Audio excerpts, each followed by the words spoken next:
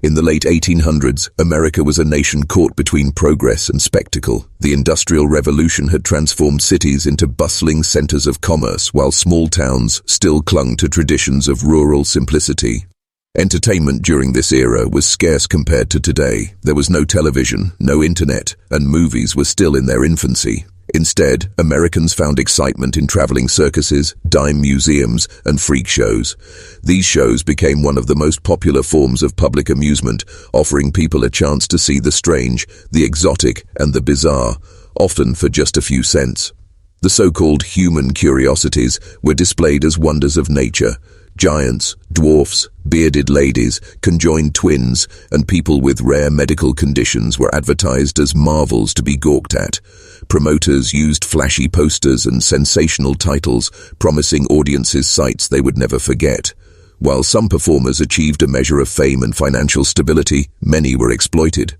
Behind the bright posters and gas lamps, there existed a darker world of manipulation, control, and sometimes outright abuse. This was the world of freak shows in 19th century America. It was a cultural phenomenon fueled by curiosity and prejudice. People wanted to believe they were seeing something rare, something otherworldly. They didn't realize or didn't want to admit that these were human beings with stories, struggles, and emotions. To many spectators, the performers were simply freaks, stripped of identity beyond their unusual appearance. It was within this cultural climate that the events of 1891 in Pennsylvania would unfold. When authorities raided a traveling freak show that year, they expected perhaps to find licensing violations or safety hazards. Instead, they discovered something far more horrifying. Hidden beneath the stage chain. Ed and suffering were 17 performers who had been stripped not only of their dignity, but of their very freedom. The story of the 1891 Pennsylvania freak show basement is more than just a tale of cruelty. It represents the underside of a society that in its hunger for spectacle often ignored the humanity of those who entertained them. As we explore this history, we must remember that these were not just freaks in posters. They were real people, caught in a system that profited from their pain. To understand why the events of 1891 were so shocking, it is important to first imagine Pennsylvania during that time. The state was one of America's industrial powerhouses, with booming coal mines, steel mills, and railroads that connected it to the rest of the nation. Cities like Pittsburgh and Philadelphia thrived with economic growth, while small towns across the countryside remained steeped in simpler ways of life. Traveling circuses and freak shows fit perfectly into this environment. These shows moved along rail lines, setting up in towns for a few days before heading to the next stop. For rural families, a traveling freak show was an exciting escape from the monotony of daily life. Posters plastered on barns and telegraph poles announced the world's strangest wonders, luring people with promises of shock, laughter, and amazement. Yet beneath the glamour and excitement, the freak show industry was poorly regulated. Performers had few legal protections, and contracts were often deceptive. Many were lured in with promises of fair pay, only to discover they were bound to lifelong servitude. Some joined willingly, hoping to find acceptance in a society that shunned them for their differences. Others, however, were tricked, manipulated, or even kidnapped. Pennsylvania in 1891 was also a place where whispers and rumors spread quickly. Small-town gossip was as powerful as the printed newspaper. When locals began noticing unusual behaviors surrounding a traveling freak show, performers disappearing, a lack of visibility outside the stage, and nervous glances from behind curtains, curiosity turned into suspicion. Eventually, these rumors reached the ears of law enforcement. What they discovered when they investigated would forever mark this year in the state's dark history. The setting of Pennsylvania, with its mix of booming industry and small-town values, made the scandal even more dramatic. In a state proud of its progress and hard-working people, the idea of human beings chained in a basement for public entertainment struck a nerve. It challenged not just the morality of the showmen, but also the society that allowed such cruelty to thrive in plain sight. By the mid-19th century, freak shows were not just side attractions. They had become a cornerstone of American popular culture. Traveling circuses like Barnum Bailey and Ringling Brothers grew into massive enterprises, carrying entire worlds of entertainment from town to town. Alongside acrobats, clowns, and animal acts, freak shows became one of the most profitable features. The business was driven by sensationalism. Audiences were promised the extraordinary. The world's tallest man, the fattest woman alive, the bearded lady who could sing opera, or wild men supposedly captured from distant lands. Posters exaggerated their conditions, blurring the line between fact and fiction. Some performers willingly played into these roles, adopting exotic names and backstories to increase ticket sales. Others, however, were stripped of any agency, forced to conform to the narrative imposed on them by promoters. The traveling nature of these circuses allowed them to avoid close scrutiny. If a town grew suspicious of mistreatment or if rumors began to circulate, the show could simply pack up and move on. Performers who lived under abusive conditions had little opportunity to escape, as they were constantly on the move, often far from family or familiar communities. It was within this nomadic world that the 1891 Pennsylvania incident occurred. This particular freak show operated much like the others, advertising incredible curiosities to eager townsfolk. But while the public enjoyed the spectacle under the big top, few could imagine what was happening below ground. The rise of traveling circuses and freak shows reflects both the ingenuity and cruelty of the era. On one hand, they provided entertainment and wonder to a population hungry for distraction. On the other, they created a system where human suffering could be hidden behind curtains, excused in the name of show business. The 1891 discovery would expose just how far some showmen were willing to go for profit. For many individuals born with unique conditions in the 19th century, society offered few options, employment opportunities were scarce, and acceptance in mainstream communities was limited. Freak shows, for all their cruelty, sometimes appeared to offer a way out. Promoters promised steady pay, travel, and even fame. Some performers embraced the stage, finding a sense of belonging among others who shared similar struggles. However, the reality was often far from glamorous. Wages were inconsistent, with much of the profit going directly into the pockets of the show's owners. Contracts were notoriously exploitative, binding performers to long tours with little rest. Medical care was practically non-existent, and performers with disabilities often faced neglect when they became too ill to work. Even more disturbing were the cases where performers had no choice in joining. Children were sometimes sold to showmen by desperate families, others were kidnapped or coerced. The story of the 1891 Pennsylvania basement exemplifies the darkest version of this reality. Performers not as stars, but as captives. The promise of freedom through performance quickly turned into a nightmare of confinement. While the audience saw smiling faces on stage, many performers returned to cages, shackles, or locked rooms once the curtain fell. The very conditions that made them marketable to audiences were used to justify treating them as less than human. This contrast between promise and reality highlights why the 1891 case shocked so many people. While most spectators may have assumed performers lived unusual but voluntary lives, the truth revealed something far more sinister. These were not just entertainers who chose an unconventional career. In this case, they were victims of systematic abuse. The scandal began with whispers. In small Pennsylvania towns, people began to notice unusual things about one particular freak show. While posters advertised a large cast of performers, only a few were ever seen outside the stage. Locals expected to see these curiosities mingling in town between performances, but they remained hidden. Children who tried sneaking near the show's tents claimed they heard cries at night. Others reported seeing men carrying food and buckets into locked areas beneath the stage. At first, these rumors were dismissed as overactive imaginations, but as the show returned to towns along its circuit, the whispers grew louder. Families who had once been thrilled by the spectacle began to feel uneasy. Some even speculated that the performers were being mistreated or imprisoned. In an era where freak show exploitation was common but rarely questioned, these suspicions were unusual. Still, the consistency of the rumors eventually drew the attention of local authorities.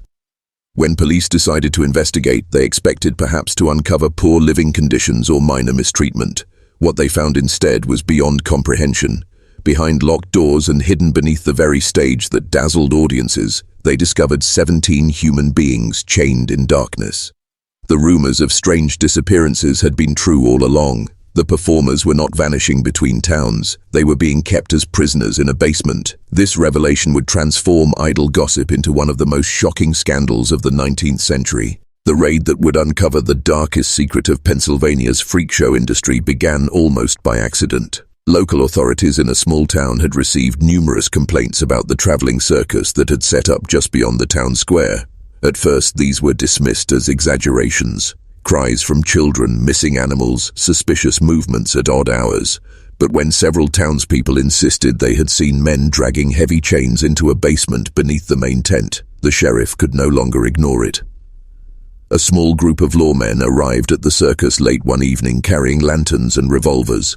They intended only to question the owners, perhaps inspect the performers' quarters. But as they moved through the maze of tents, they noticed signs that something was deeply wrong. The performers who were visible seemed nervous, avoiding eye contact. The owners resisted the search, insisting there was nothing to see. That resistance only heightened suspicion. When the officers finally forced their way into a locked passage leading underground, they encountered a stench of dampness, sweat, and human misery. The light from their lanterns revealed the unthinkable. Human beings chained to walls, shackled to the floor, huddled together in fear. 17 performers in total, men, women, and even children, stared back at them, their faces pale and gaunt from malnutrition. The raid transformed from a routine inspection into a rescue mission. Chains were broken, terrified captives lifted from the filth, and the officers realized the magnitude of what they had uncovered. These were not employees under contract. They were prisoners, held like animals beneath the stage where they performed for paying crowds. News of the raid spread quickly.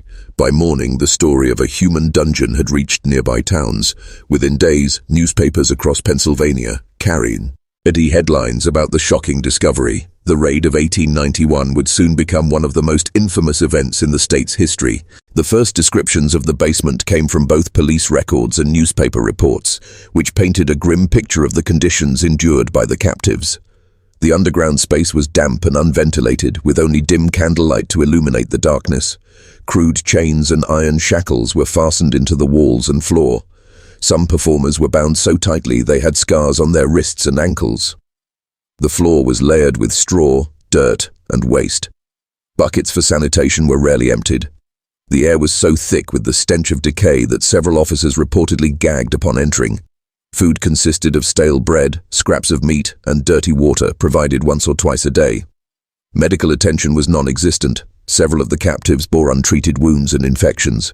Perhaps most haunting was the silence. Many of the performers were too weak to speak when the rescuers arrived. Others sobbed quietly, afraid that any sound might bring punishment. For years they had been treated not as human beings but as possessions, to be used on stage and discarded afterward.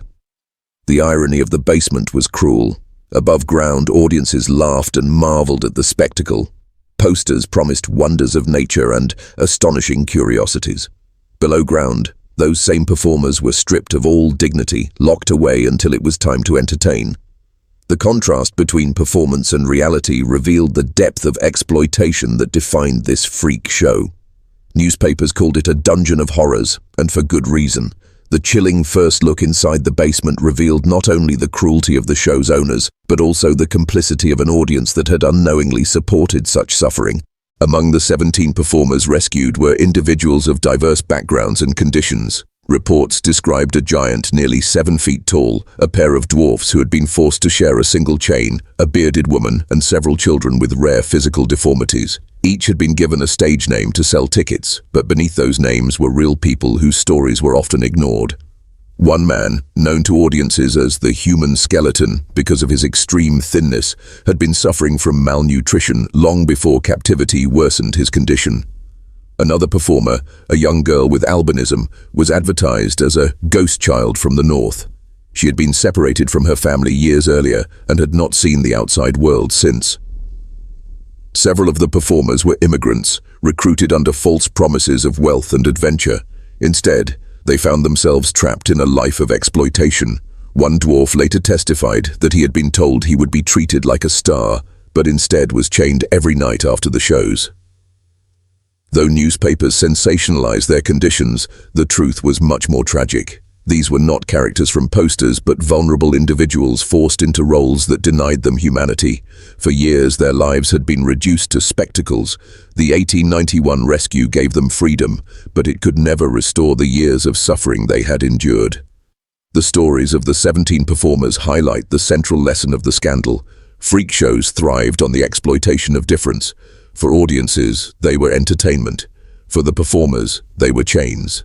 To truly grasp the horror of the 1891 discovery, one must consider what daily life was like in the basement. Imagine waking up in darkness, your limbs bound by iron shackles, the air is damp, your skin sticky with sweat and filth. The only sound is the rattle of chains and the occasional cough of a fellow prisoner. There is no sunlight, no privacy, no sense of time. Each morning, guards descended with food scraps and water. Performers were unchained only long enough to rehearse or perform, then forced back into confinement. Some were locked together, unable to move more than a few feet apart.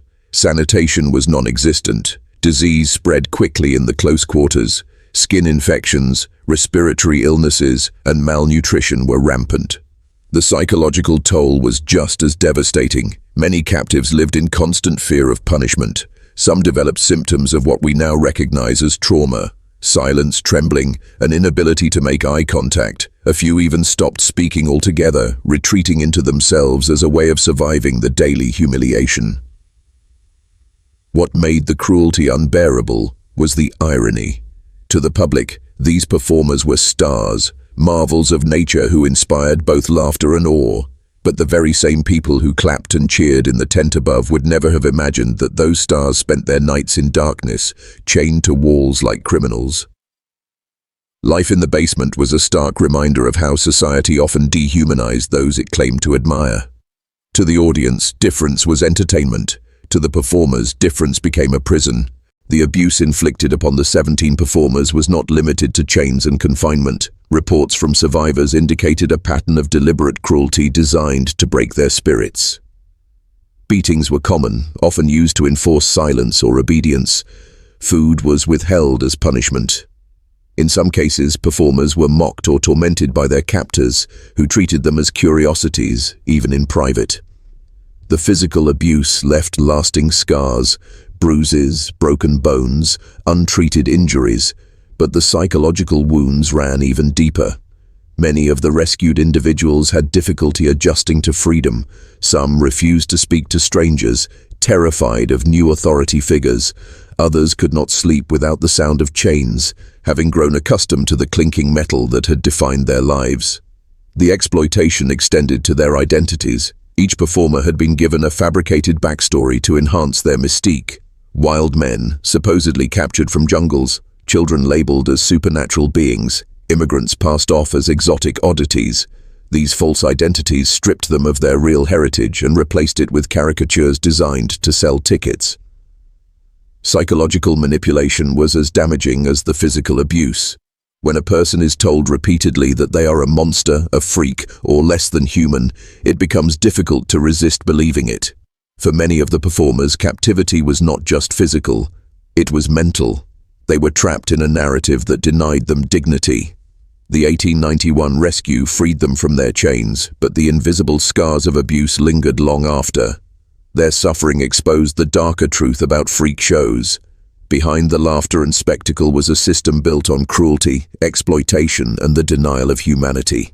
One of the tragedies of the 1891 Pennsylvania freak show scandal is how little we truly know about the 17 performers after their rescue. Newspapers of the time were more interested in sensational headlines than in preserving the humanity of the victims. Articles described them as curiosities even in freedom, focusing on their appearances rather than their names, families, or hopes. In many cases, their real identities vanished from the record, leaving only stage names and grotesque descriptions. This silencing was not accidental. It reflected the values of a society that viewed them as spectacles rather than people. Even when their suffering was exposed, reporters rarely asked questions about where they came from, who their families were, or what their lives had been like before captivity. Instead, the focus remained on the shocking discovery itself, as if their humanity mattered only in the moment of scandal. Some fragments of testimony survive in archives. A few performers spoke through interpreters or scribbled statements that described their years of captivity. They told of broken promises, stolen wages, and the constant fear of punishment. Yet even these accounts were filtered through the biases of journalists and court officials who often cared more about drama than truth. The result is that much of their story has been lost. We do not know how many of them returned to families, how many survived long after their rescue, or whether any ever found peace. In this way, their voices were silenced twice, once by their captors who locked them in chains, and again by history, which reduced them to shadows in newspaper clippings. This silence forces us to reflect on how we remember history, whose voices are preserved and whose are erased. The 17 performers of 1891 remind us that history is not only written by the powerful, but often ignores those who suffered most. By retelling their story, even in fragments, we restore some of the humanity that was denied to them both in life and in memory. From the outside, one might wonder, why didn't the 17 performers attempt to escape sooner? The answer lies in the combination of physical, psychological, and social barriers that kept them trapped. First and most obvious were the chains. Shackled to walls and floors, escape was nearly impossible without outside help. Even when performers were unchained for rehearsals or performances, guards closely watched them. They were returned to captivity immediately after the show. Second, fear was a powerful weapon. Years of abuse had conditioned the captives to believe that any attempt to resist would bring harsher punishment. Beatings, food deprivation, and humiliation reinforced the idea that obedience was the only path to survival. Over time, many lost the will to fight back, a phenomenon psychologists now describe as learned helplessness. Third, geography worked against them. Freak shows traveled constantly, moving from town to town by rail. Even if a performer had managed to break free, they would have found themselves in an unfamiliar place, without money, allies, or even the ability to explain their situation. Language barriers further isolated immigrant performers, some of whom spoke little or no English. Finally, society itself was not always sympathetic. Prejudice against people with physical differences meant that escapees risked ridicule or rejection even if they did reach the outside world. Many feared they would simply be captured again, either by their captors or by unsympathetic locals.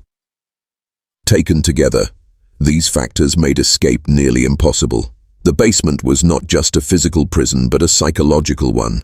It trapped the performers in fear, isolation, and despair. Their rescue in 1891 was not simply a matter of breaking chains. It required outsiders willing to look beyond the spectacle and see the suffering beneath. When the raid was reported in newspapers, the story spread like wildfire. Headlines used dramatic language to capture readers' attention: human beings found in chains, or dungeon beneath the freak show. The public was both horrified and fascinated. For many, it was the first time they had considered what life behind the curtain of a freak show might really be like. Newspapers, however, were not purely sympathetic. While some decried the cruelty of the owners, others exploited the scandal to sell papers, sensationalizing the conditions and exaggerating details. The rescued performers were described with the same language of spectacle that had once filled circus posters. As curiosities, rather than as victims, their humanity was again overshadowed by their strangeness. Editorials debated the morality of freak shows. Some argued that the entire industry was inherently cruel and should be shut down. Others defended the shows as legitimate entertainment, claiming the 1891 incident was an isolated case of abuse. Despite the mixed tone, the story dominated headlines for weeks. It sparked heated conversations in parlors, taverns, and churches. For the first time, the darker side of freak shows was laid bare for the public to confront. Yet, like many scandals, the outrage eventually faded. As newer stories took over the papers, the plight of the 17 performers slipped from public attention. The headlines had shocked the nation, but shock was fleeting. The underlying system that allowed exploitation remained largely unchanged. For a brief period after the raid, public outrage burned brightly. Citizens wrote letters to editors demanding justice for the captives. Church leaders gave sermons condemning the immorality of freak shows. In Pennsylvania, town meetings debated whether traveling circuses should even be allowed within city limits. Authorities charged the freak show's owners with multiple crimes, including unlawful imprisonment and abuse. The trials drew large crowds, with spectators eager to see justice done. Court transcripts reveal a community struggling to reconcile its love of entertainment with the cruelty it had ignored for so long. Some argued that the performers had been complicit, that they had chosen this life. Others countered that captivity invalidated any claim of consent. The courtroom became a stage in its own right, where society wrestled with questions of morality, exploitation, and human dignity. Despite the outrage, justice was limited. While some owners and handlers were fined or briefly imprisoned, the punishments were far lighter than the crimes deserved. Loopholes in the law meant that exploitation could be disguised as contract disputes, and jurors often sympathized with showmen who claimed they were simply running a business. The public demanded change, but systemic reform never fully materialized. Freak shows continued, albeit with a slightly tarnished image. The scandal served as a warning, but not as a turning point. For the 17 performers, justice was partial at best. Their captors faced little compared to the years of suffering they endured. One might expect the 1891 scandal to have ended freak shows altogether, yet the industry persisted well into the 20th century. The reason was simple: demand. Audiences still craved spectacle, and promoters were willing to supply it. In the wake of the scandal, freak show owners became more careful about appearances. Performers were displayed more publicly outside the stage to reassure curious onlookers. Living conditions were marginally improved, if only to avoid further accusations. Contracts were rewritten, but still heavily favored the owners. Some performers defended the shows, arguing they provided income and community in a society that otherwise rejected them. For others, however, the system remained exploitative, with little chance for autonomy. The industry adapted but did not fundamentally change. The scandal of 1891 became a cautionary tale rather than a catalyst for reform. Showmen learned how to better conceal mistreatment, while the public learned how to look the other way. Freak shows remained popular attractions at circuses, fairs, and sideshows for decades, only declining as movies, radio, and later television offered new forms of entertainment. In the end, the continuation of freak shows after 1891 reflects a painful truth. Society was willing to tolerate cruelty as long as it was packaged as entertainment. The basement in Pennsylvania was an extreme case, but the underlying system of exploitation endured long after the chains were broken. The question that haunted the public after the shocking discovery in 1891 was simple. What happened to the men who ran this freak show? Were they punished for chaining human beings in a basement? Sadly, the answer was less satisfying than many hoped. At the time, American law was poorly equipped to handle such cases. There were no clear labor protections for performers, no specific statutes against keeping people in chains unless it was considered kidnapping, and juries were often sympathetic to showmen who argued they were caretakers rather than criminals. The owners claimed the performers were being protected or that they had consented to the arrangement, a defense that, disturbingly, resonated with some officials. Yes, charges were filed. A handful of owners and handlers faced trials, accused of unlawful imprisonment, abuse, and fraud. Newspaper accounts described tense hearings, with defense attorneys arguing that the show had been misunderstood.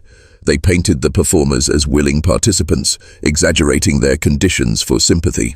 The performers themselves, weakened by trauma and language barriers, struggled to testify effectively. Ultimately, sentences were lenient. A few owners were fined and some spent short terms in jail, but no one received punishment equal to the cruelty of the crimes. Within months, some of these very same men resurfaced in other towns, operating new shows under different names. The lack of justice reveals much about the era. In 1891, the exploitation of people with visible differences was not seen as a grave violation of human rights. It was seen as distasteful, perhaps, but not criminal. The owners escaped with little more than a tarnished reputation. For the 17 performers, justice was shallow, and their suffering was largely swept aside in favor of society's desire to move on. Although the punishments were minimal, the scandal left its mark on the circus industry. Freak show operators realized that public outrage could threaten their livelihood, and many adjusted how they presented their performers. After 1891, there was greater effort to show performers walking freely in town, interacting with audiences, and even giving staged interviews to reporters. The intent was not to improve conditions, but to reassure paying customers that nothing sinister was happening. For some performers, the scandal opened small opportunities for advocacy.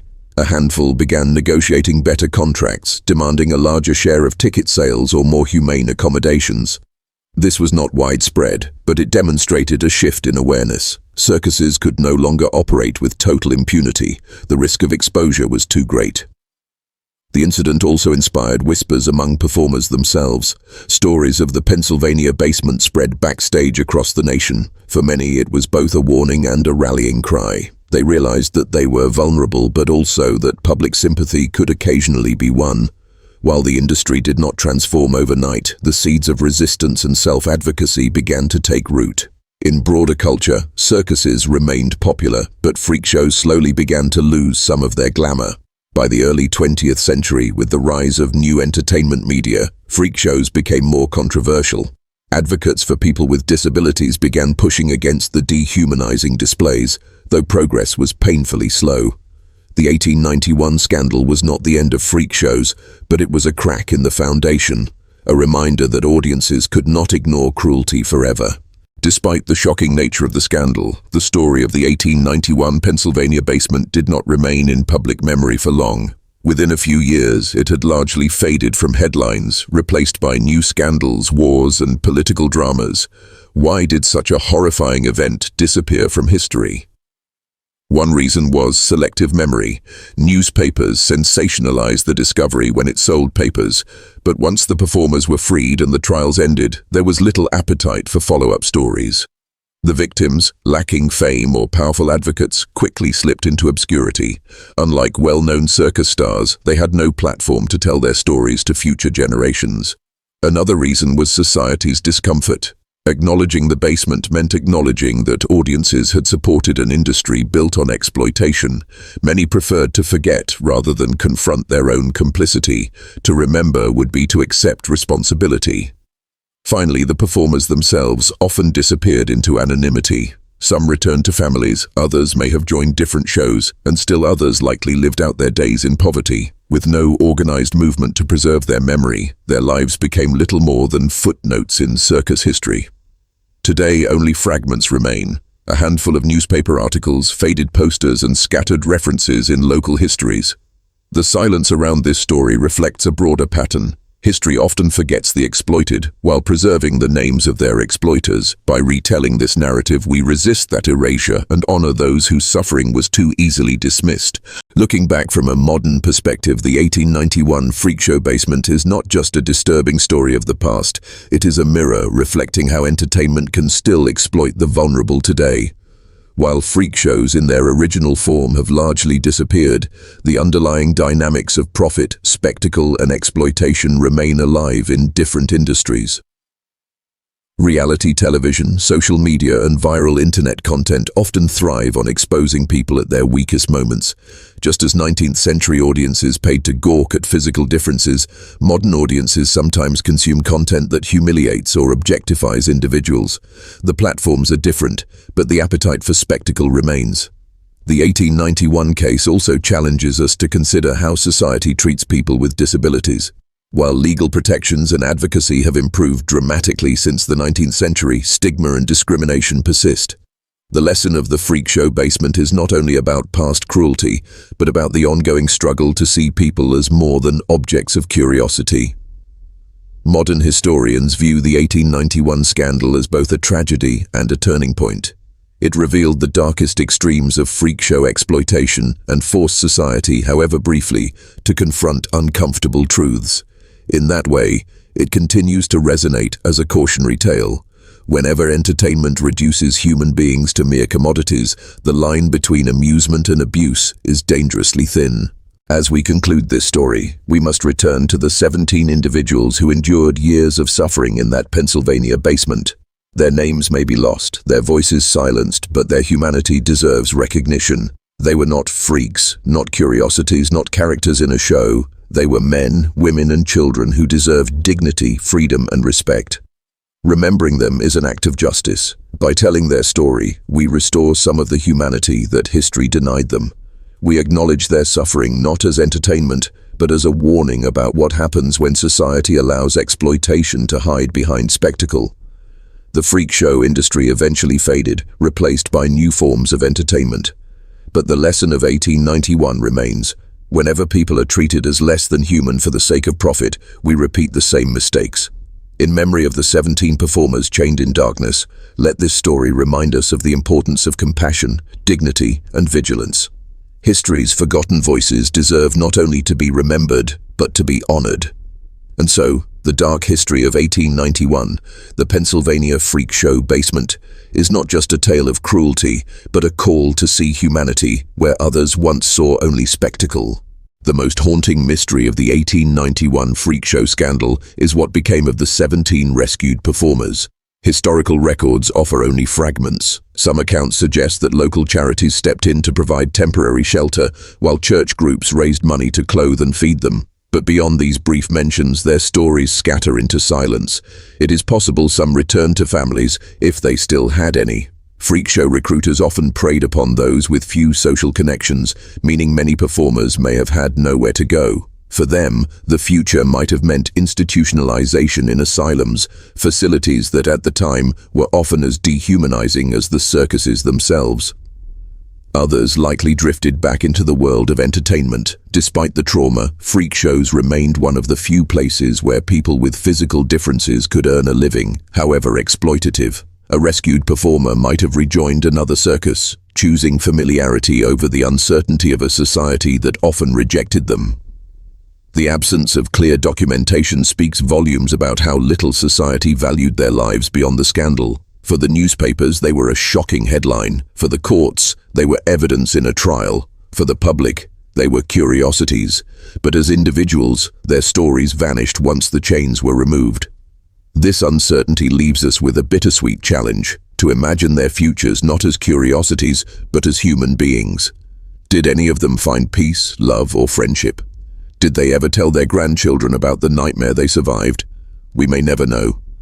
But in remembering their struggle, we honor the possibility that their lives contained more than suffering.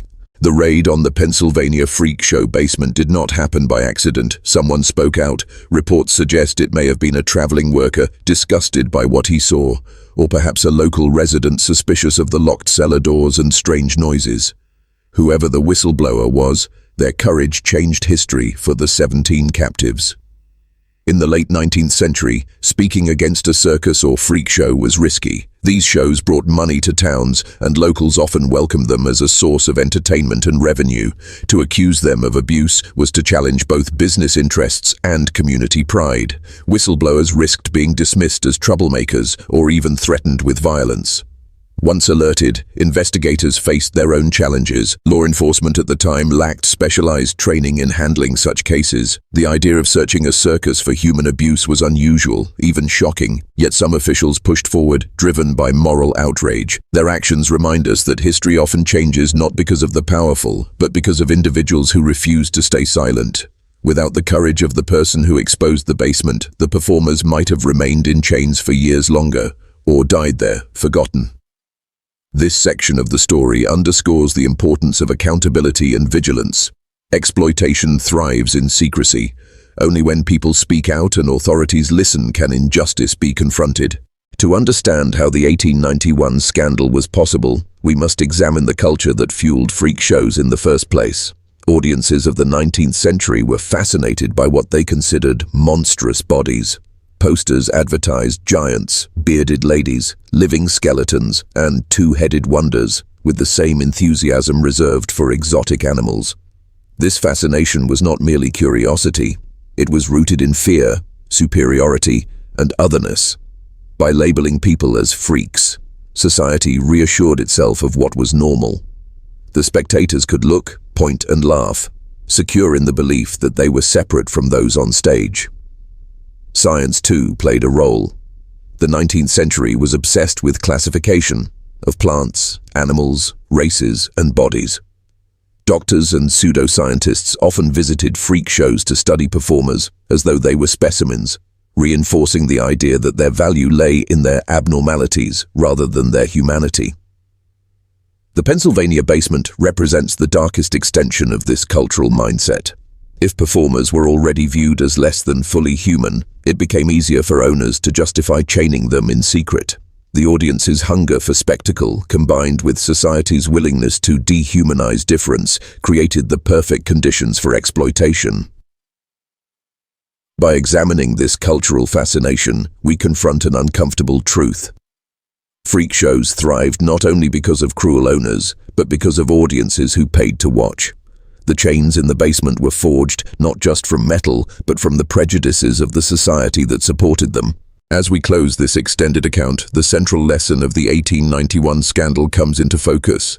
Whenever entertainment prioritizes spectacle over humanity, exploitation is inevitable.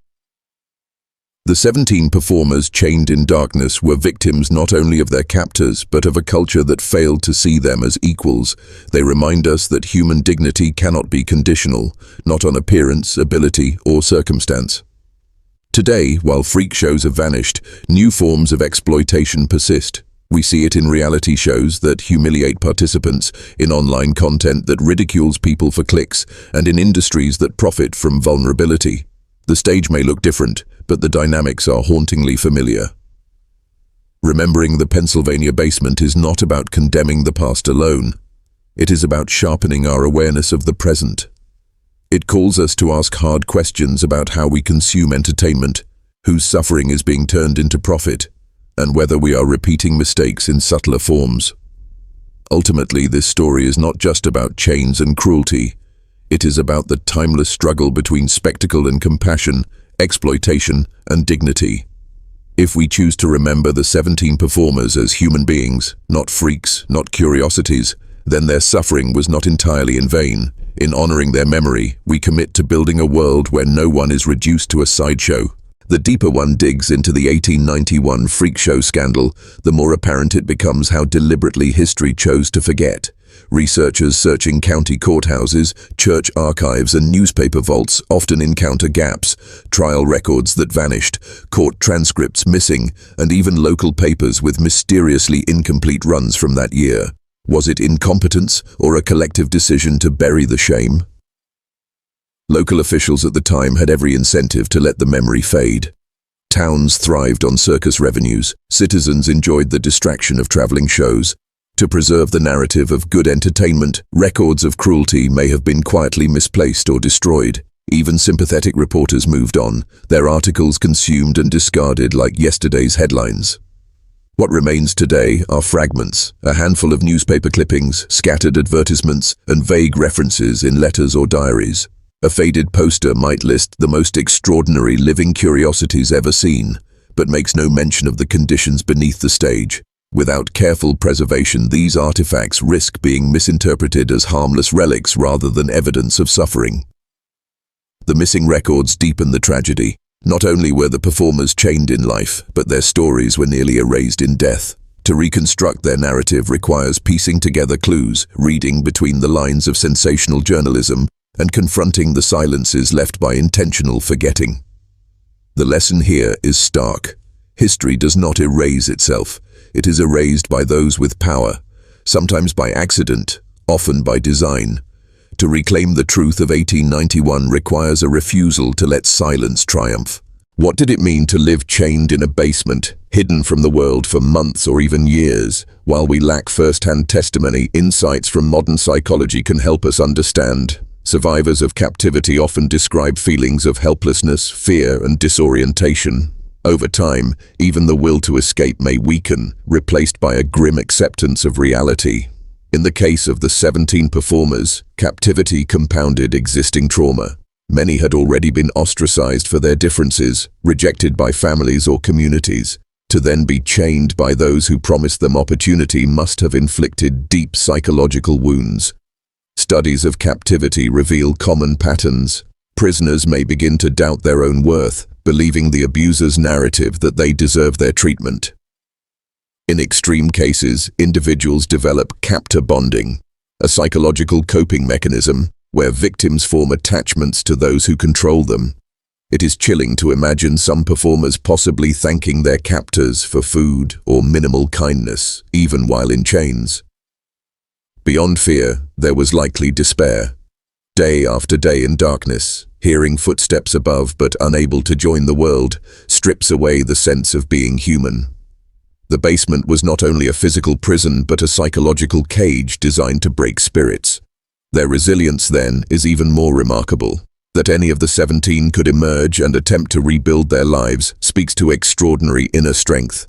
In remembering them, we must acknowledge not only their physical suffering, but the invisible scars captivity carved into their minds. The freak show basement also reveals a stunning hypocrisy in 19th century society. Many of the same townsfolk who paid coins to marvel at performers' strangeness were also active churchgoers, proud patriots, and advocates of morality. They condemned cruelty in theory, but indulged it in practice when wrapped in the guise of entertainment. Audiences rarely asked what happened when the show ended, where the performers slept, or how they were treated. They applauded the spectacle but ignored the suffering that made it possible. When the basement was uncovered, some expressed outrage, but many more quickly distanced themselves, pretending they had never been complicit. This pattern repeats across history. Exploitation thrives not only because of cruel individuals, but because of crowds who look away. In 1891, the basement was tolerated because audiences preferred to believe the illusion that performers were happy, that they were stars rather than captives. The hypocrisy is made sharper by the rhetoric of the era. America prided itself on freedom and equality, yet chained human beings in basements for profit. Citizens celebrated progress and Christian charity, while treating the vulnerable as disposable curiosities. In reflecting on this hypocrisy, we must confront our own. What forms of modern entertainment do we consume that depend on hidden suffering? How often do we look away from cruelty because it is easier than acknowledging our role? The audiences of 1891 were not unique. They were human, and humans, then as now, struggle with the temptation of denial.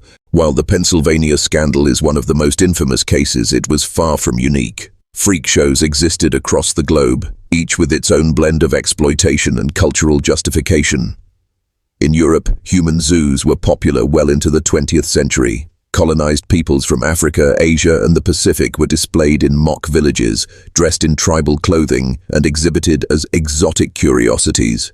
Visitors marveled at them much like they did at circus performers, with little recognition of their humanity. In Asia, traveling shows highlighted unusual bodies or skills, though often wrapped in religious or folkloric framing. Some cultures regarded performers as spiritual beings, but exploitation still occurred when sacred traditions were commercialized for profit. What ties these examples together is the universal appetite for spectacle. Whether in Philadelphia, Paris, or Berlin, societies paid to see the other. Physical difference, cultural difference, or racial difference, all became commodities. The Pennsylvania basement fits into this global pattern, but also exposes its darkest extremes. While many freak shows were exploitative, few left such a blatant paper trail of chains and imprisonment. The scandal, therefore, is both uniquely American and universally human, a reminder that cruelty knows no borders when profit and spectacle are at stake. Though their individual voices are lost, the 17 performers remain silent teachers. Their story instructs us about resilience, injustice, and the fragility of human dignity. In silence, they still ask us to confront uncomfortable truths. One lesson is the danger of indifference. Had no one spoken up, their captivity might never have been exposed. Another is the value of empathy, the ability to see beyond difference and recognize shared humanity. Finally, they teach us about endurance. Even in the darkest basement, they survived long enough to be discovered, proving that the human spirit can endure unimaginable cruelty. Teachers do not always stand at lecterns or write books. Sometimes they exist only in fragments of history, in cautionary tales passed down through whispers and scattered clippings. The performers of 1891 did not choose to become teachers, but by remembering their story, we allow them to guide us toward greater compassion. Their silence speaks louder than words. It says, "Never again." As we close with section 30, we must ask, why does a scandal from 1891 still matter today? The answer is simple yet profound. Because exploitation, if left unchecked, always finds new forms. The freak show basement was not just about chains, it was about the willingness of society to look away from suffering when it was profitable or entertaining. That same willingness exists today, in sweatshops, in online humiliation, in systems that profit from vulnerability. Remembering 1891 is not about dwelling on cruelty, but about learning vigilance. It challenges us to demand transparency, to question the cost of our entertainment, and to extend compassion where others might exploit. For the 17 performers, the basement was a prison. For us, it is a mirror. If we stare into it long enough, we see both the darkness of history and the responsibility of the present. Their story matters because it reminds us that human dignity must never be negotiable. As long as their memory endures, their suffering is not erased, and perhaps that is the truest legacy of all.